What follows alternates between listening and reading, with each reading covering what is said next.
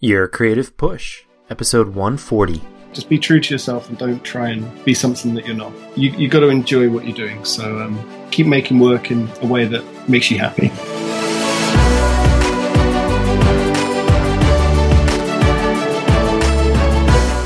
Welcome to Your Creative Push, the podcast that pushes you to pursue your creative passions. I'm your host, Youngman Brown, and my guest today is Dan Mumford. Dan is a freelance illustrator working out of Studio 100 in central London, United Kingdom. Over the past 10 years, Dan has worked within the pop culture and music scene, creating everything from album covers, branding, and screen prints to bring new interpretations of classic film posters and albums. His clients include Disney, Sony, Iron Maiden, Wizards of the Coast, Icon Motosports, CBS, and many bands and record labels from around the world. And Dan, I have to tell you, it's really an honor to have you on the show. I've been a fan of yours for quite some time now, and I think that you have just such a really unique and killer style, and it's really cool to be able to talk to you today. Thank you. No, it's a pleasure to be here.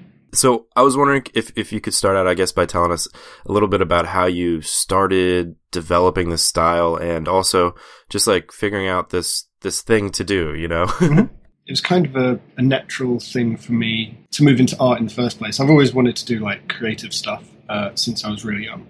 But when I went to university and I did a 3-year course doing illustration, and that was like a really broad, open course where I didn't really know what I was doing, if you will. Mm-hmm. And I was able to do anything I wanted, so I kind of made like black and white film, stop motion film, lots of pencil drawings, lots of black and white ink drawings and stuff. It was kind of all over the place. And when I was leaving university, I didn't really know what I was going to do. And I sort of grew up with the alternative music scene, like sort of playing in punk bands and stuff. So I kind of had that other side of my life as well, alongside the art. There was this sort of point at the end of my 3 years at university where the two met quite naturally, and I found myself helping out some bands, like by just doing T-shirts or just flyers or stuff like that. And I kind of naturally found my way working in the music scene for all these bands that I loved listening to and going to see, and also like my friends who were in bands. The biggest one I worked with was Gallows, who like came really big when I started working with them. So, you know, that kind of really helped me realize that what I did for them could be a style, if you will, that actually had legs and could go somewhere. So that was kind of the genesis of where stuff started for me, just doing that and working on music stuff quite a lot. And as for the style itself, I don't know really. It kind of evolved out of my love of comic books and thick sort of black line work, and coupling that with screen printing techniques that I learned at university, which was a way for me to introduce color. Like, I didn't really use color at all when I was like making images to start out. I was kind of scared of color, which is weird now when I look at my work, and it's like probably some of the brightest colored work right. out of people I work alongside, you know? Right. So yeah, I think that was like that's sort of a response to the fact I could never work with color before. So I think all of those things melding together sort of lent to me coming up with the style I have now, I guess. Yeah. And you know, it's always developing anyway. Like if I look at things I did 10 years ago to what I do now, you can see where stuff came from. But also, I think there's quite a bit of difference, you know, be it through compositional elements or detail and stuff like that. Yeah, well, I mean, that's important too, is to be ever evolving and changing, because otherwise it's like really no point to just kind of keep doing the same thing over and over again. Yeah, absolutely. Yeah. And you said something really cool that I think that a lot of people can gain from is that you had this interest in music and you had this, you know, you're still going to school for art, but the meshing of it, you know, like the combining of your interests, I think it's really important to do. It's like if you love something, you might as well incorporate it into your art, or find a way to incorporate it into your art and find your own kind of unique path, you know? Absolutely. Like I get people asking me, you know, where should I start coming out of university or college or whatever? How do I get jobs and stuff like that? And, you know, for me, it was simply merging it with this other love I had. And I'd kind of pushed it back a bit while I was at university doing the art stuff, if you will. Like I hadn't, I sort of, I'm not sure if it was, I can't really work out why I did it, but I was in a couple of bands and stuff, and I kind of stopped playing music while I was at university doing the course. I just did a little bit on the side for myself and like made, music myself to go alongside these films I was making and things. But as far as the actual scene that I had been part of, I wasn't really part of it anymore. So it was like a 3-year gap. And then afterwards it all came back together, and it kind of made sense, if you will. Like I said, I didn't know what the hell I was doing. And I think that's what I always say to people. Like, if you've got something that you love that isn't art, then, somehow bring it together. Because there's always going to be a way you can bring it together. And I think when you do that, it always seems quite natural, because you can kind of bring out the best elements of that thing that you enjoy. Like for me, working in music, I know the sort of things like stylistically or the imagery that work with that sort of thing naturally without me even having to think about it, I think so. I think that's really important. Yeah, a lot of times it can be, like you said, just kind of going for it, and sometimes it can be, I don't know, you can be hesitant because it doesn't seem to make sense, or especially if it's like a unique idea that nobody's ever done before. Yeah. But then, like you're saying, like once you've kind of gotten into it, once you've kind of dove in, it's like, oh, this makes total sense. Like, why haven't I been doing this all my life? Yeah, absolutely. I mean, I think I needed that sort of break from music. I think it meant it was really exciting when the two came together. And it also just made so much sense as soon as it happened as well. I was like, of course this is what I should be doing. And, that's pretty much all I did for about 5 years. Worked on T-shirts and CD covers and record covers and just so much. I did so many T-shirts and things like that. But it was good. It's good. Absolutely, man. Well, so everything you do now, is it all commissioned, or do you still do like kind of I don't want to say fan art, but like kind of like your own passions? Mainly what I do now is commission work. I mean, yeah, pretty much I'd say 90% of what I do is commissioned, be it working for a gallery or a company or some branding or something. I think the last year has I haven't really done much stuff in the way of music-based things recently. I'm not sure why. I think it's just been a slight change in the way those sort of things go. Towards film, more film stuff? Yeah, absolutely. Right. I think that's because I've been working more with galleries. A lot of the time they'll get licenses to do gallery shows or something like that, where, it would be fully licensed stuff, and they get all these great artists to do stuff. And so, being involved with those sort of things is really amazing. So if I get the chance to do those sort of shows, I do quite a bit of that at the moment. And was the Star Wars one a commission, the Episode 7? Yeah, I think you did 4 of those. Yes, yeah, that was a commission. Yeah. That's so cool. Yeah, that was, but again, that was through. Yeah, sorry, I should have clarified. Like that, what I meant as well was that like the Star Wars stuff was through a gallery as well. That was through Gallery in 1988. And in that situation, I guess the sort of, acting like a middleman, if you will, where they've obviously got the contacts and, really nicely decided I would be a suitable fit for it. Yeah, I mean, working on the Star Wars posters was very crazy. I don't think I really thought too much about it at the time because time is short and deadlines loom over your head. But looking back on that, like working on 4 posters for Star Wars that were given out at showings of the film, yeah, that's something I look back on fondly, if you will. Yeah, absolutely. Yeah, it's good. So we talked about, or you mentioned your fear of color. I was wondering, was there any other things like throughout your career and maybe even today that kind of have held you back, some fears or resistances that hold you back from getting your work done? Do you know what? I've had a pretty good run for the last, I'd say 7 years or so, where I've found myself in a studio space that's very welcoming and supportive is not the right word, but basically I'm in a space with about 20 other people. And, it's a great environment to work in. And I think coming here is kind of like a sanctuary, if you will. You can just get on with stuff. If you don't want to be bothered by anyone, no one's going to bother you. It's all open plan as well. So we're all very much sharing the space. but we've all got our own set out spaces. But before that, like I tried to work at home for a while, and that was it was just impossible for me. It was like a really not dark isn't the right word. It was it was a weird time because I just couldn't get anything done. You know, for some reason my working process just wouldn't work in a home environment. It's weird because like I talked to some of my sort of contemporaries about that sort of thing, doing exactly the same thing as me, and they all work at home, and they love working at home, and they hate the idea of going to a studio to work. So obviously it's just the way people work and whatever works for them. But yeah, that's the main issue I've had.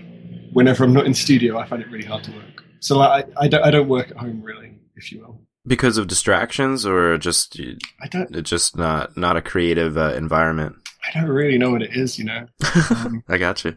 But also the thing is, I really now that I'm in the situation I am where I have the studio, I try not to work at home, kind of out of principle, because it's time for me to not think about work. The freelancer's lifestyle is genuinely thought of as kind of chaotic. You work when you have to all the time. That's the thing, is when you have to, which is 7 days a week, Right, all the time. Yeah, exactly. So I kind of made a decision not to do that, and it's worked in my favor so far. At the same time, I know I could probably. No, the thing is, no, I couldn't do more because already my back is like ruined from doing this for like 8 years. Like if I did it 7 days a week, I would just have the worst like RSI strain injury in my hands and stuff. And, I already do like maybe 10 hours straight to 12 hours some days. Oh my God. Which is when you think about it, is kind of crazy. But then I know that some people do more than that. And I just, I don't know how their bodies take it, like it's the sort of thing that will completely destroy you by the time you're 40 or something. So. Right. And I mean, that's an important lesson, to kind of take it easy and not like push yourself too hard, because you won't be able to enjoy your later years. Exactly. Yeah. But also like, it's really important to know yourself and know, I'm the same way. Like I don't necessarily have to leave the house, but I have to kind of lock the door when I'm doing work and put myself in that mental state. And I think it's really important to know if you're not able to be in a room with a computer or a cell phone, leave them out of the studio, leave them out of the room, and just kind of get to work. And it's just kind of knowing yourself if you're able to do that or not. Yeah. Really important. Yeah. I don't know. I just can't do it at home. Yeah, man. No explanation necessary. Yeah. Also, I think it's just nice to have home as a place that you don't work, if you can. Yeah, absolutely. That's why I love my job too. You don't bring work home with you. It's like you don't shit where you eat, I guess. Yeah, I think that's it. Yeah. And it's just, it's nice to just maybe turn off and just spend time with my girlfriend and watch TV or whatever, because otherwise I probably wouldn't do all of that stuff. I'd just be working into the night and just driving myself insane. Yeah. Well, kind of going along with that, do you have a formula then for balancing your time kind of on a daily basis? Yeah. It's pretty much 5 days a week in the studio, Monday to Friday. Get up about 8 o'clock, come to the studio, do all my emails in the morning. I don't look at emails really for the rest of the day until the next morning. So it's kind of like, the other thing as well, I'm very vigilant with my emails. Like, if I'm not going to reply to the email or it doesn't need to be replied to, I delete it. If it needs to be replied to, I reply to it. So it's got a little reply to icon. And that way I know that I'm on top of everything, which I know is really hard to do. But I've got myself into that process for last few years. And it means that that's kind of my way of keeping on top of everything. It means I'm not missing anything, if you will. That alongside a lot of notes. So that I kind of do all that stuff in the morning. Then pretty much work until 7 or 8 maybe. And that's it, like 5 days a week. That's pretty much everything. If I have mail orders to do as well, that'll happen on a day. 1 day a week maybe. But generally that's the process, and that works pretty well for me. If I need to, I'll work on a Sunday as well. I try and always have Saturday off at least. Yeah, it's important to have that off time, and that's one of the things that I'm pretty bad at is keeping up with email. And I don't know, for whatever it is that you do, for anybody listening, it's like you have to sometimes just, be the secretary in the beginning of the day and get that all off of your mind. Cause I'm the opposite almost of you. Like I put off emails until the weekend usually. Oh, okay. And so, but I think about them like all the time, and it gets really distracting because you're just thinking about, I need to catch up with this. I need to catch up with this. And, whatever it is, you just got to get it off of your plate, like you said. And just, if it doesn't need to be replied to, get it out of there. That's exactly it. Like it plays on my mind too much. And I kind of worry about the stuff that's not being replied to. It's also why I get kind of annoyed if someone doesn't reply to me within 2 weeks. I'm sort of like 2 weeks. Well, I'm like, come on, man. You got this email. It needs to be replied to. Isn't this burning your brain? Exactly. Yeah. Because to me, it does. It's like when someone shows you the iPhone and it has the little red number counter, and it's like 3,000 emails. I can't even understand that. It gives me anxiety just looking at that. So get rid of those red numbers. Yeah, man. Yeah, totally. That's awesome. Dan, I was wondering if you could take us back to the story of your worst moment or maybe hardest time, specifically having to do with your art. Do you know what? Actually, I think we already talked about it. I think it was when I was working from home, because I was straight out of university at that point. I had just about enough money to pay for rent in London for maybe 3 to 4 months or something. Like I'd moved in with a few of my friends from university. They'd all got jobs, like graphic design jobs, and I was trying to do freelance illustration. So they would sort of go off to do their jobs every morning. And, I was just at home. I think that was kind of the worst moment for me, because I had jobs to do and I couldn't physically do them. I don't know what it was. I think it was the sort of maybe the pressure of having to make something work, if you will. I got out of that by finding a studio space. It took 2 studio spaces. The first one was absolutely terrible. It was like a cellar with maybe one window for natural light. It was it's I look yeah, I think I went there about 3 times and I'd paid enough for maybe 2 months. I mean, I went there like 3 or 4 times and just never went back. It was terrible. I don't know what I was thinking, but that was the sort of situation where I was like, I need to get out of the house. I need to do something. So that at least got me into moving into another studio, which was much better. And now I'm in like my 3rd studio, but I've been here for 7 years or so. But yeah, I think that's kind of just like the most horrible time I can remember, because it was just tough, Sure, absolutely. Yeah. And that goes back to kind of knowing yourself and also like finding a space to do your work where it is like you're saying before, a sanctuary, where you look forward to kind of going to not only escape, but to really put your best work out and to be your best self. I think it's really important. Yeah, definitely. On the flip side, do you have a best moment? Kind of the last 12 months or so. Well, actually, no, going back to last year, I was able to do 3 gallery shows where I hadn't really done... I'd had a few pieces in galleries before in shows, like maybe 1 piece in a show or something. But I actually got to do like 2 big collections of work last year, which I kind of never get to do because, I'm always working for clients on maybe 1 or 2 pieces where there's a lot of art direction, or at the very least there's, it's their vision, it's not mine necessarily. And with these, I got to do, let's see, there was one at Gallery 88, and that was like 10 kind of film-themed posters about heroes and villains.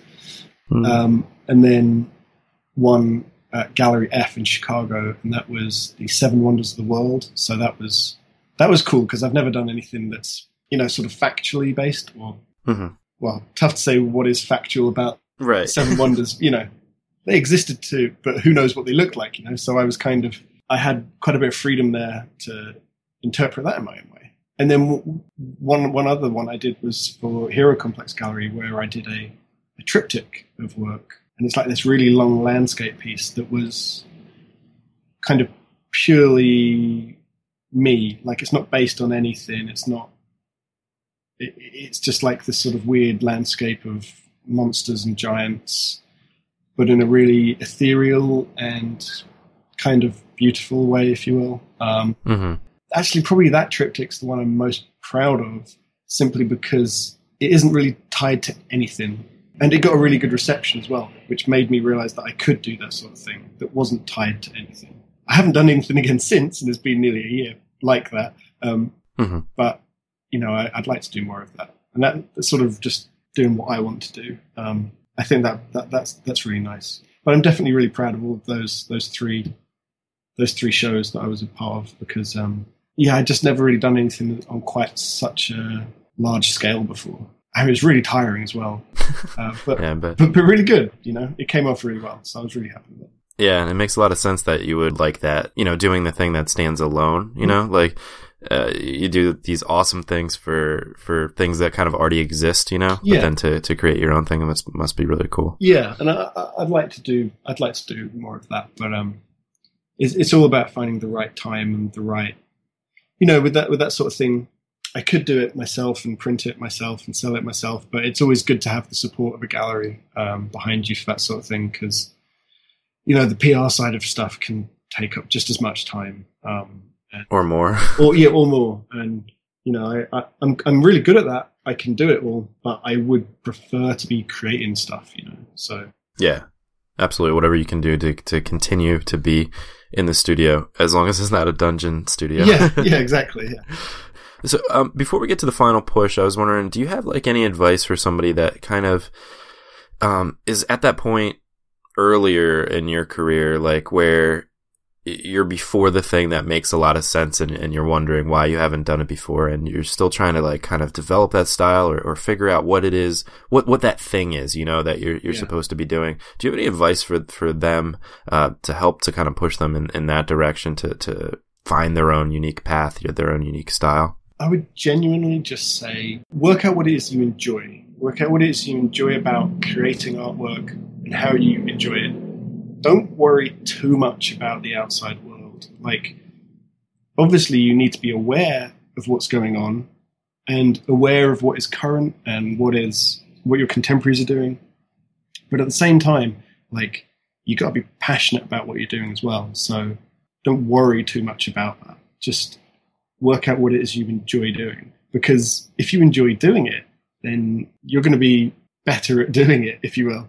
And you'll find yourself creating work that is far superior to something if you were like trying to maybe emulate someone or following a trend or something like that. That's definitely like the best advice I could give someone.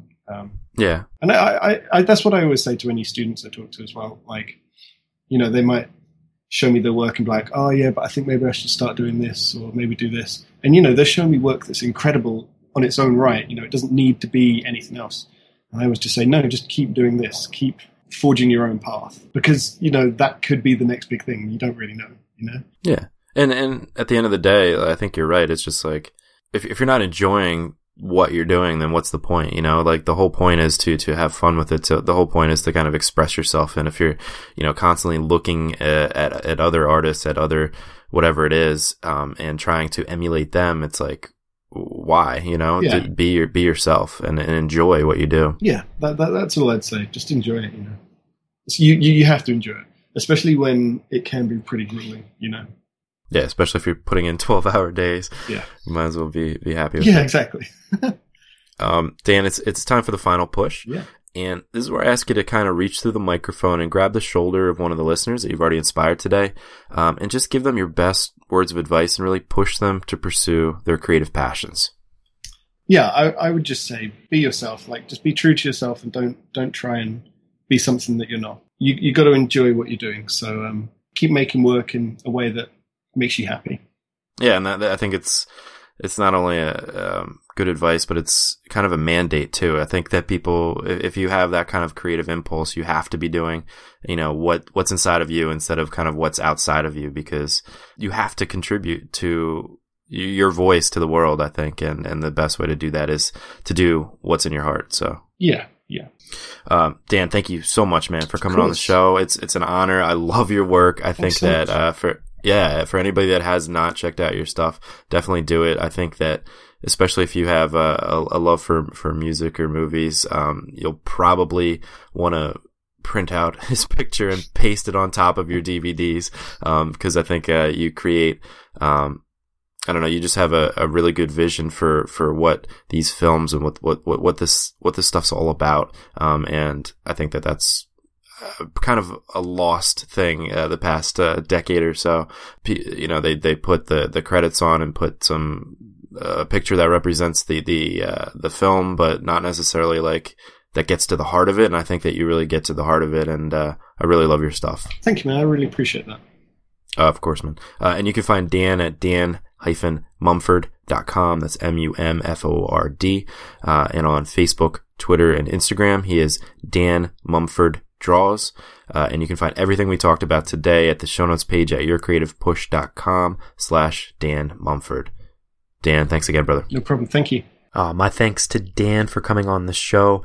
He is so right that you need to know yourself and know how you can get your best work done, whether it's at home, at the office, in the studio, in a library, or outdoors, whatever it is. It's knowing yourself and having that kind of experience to know if you're just kind of wasting time by trying to get work done at home, if that's not your thing. And all of that comes from trial and error and experimentation.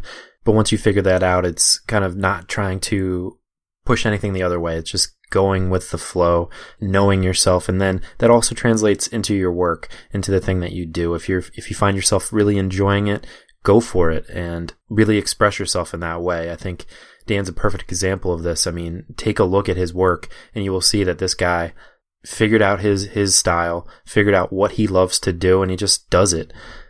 And like I was saying, especially when it has to do with a movie, it usually ends up coming out cooler than the actual movie poster. I'm actually buying his Friday the 13th print for my wife for her birthday because it's so cool, but don't tell her. But yeah, definitely head to the show notes page or dan-mumford.com to check out his work. I think, especially if you're a movie buff, you will find something that really piques your interest. That's all I've got for you today. Hopefully you were inspired to go and get your work done. So go and get it done. Have a wonderful, productive weekend, and we will be here for you Monday and all next week for new episodes of the podcast and to push you if you need it again. But until then, go be creative. I love y'all, and we will see you next time. Bye.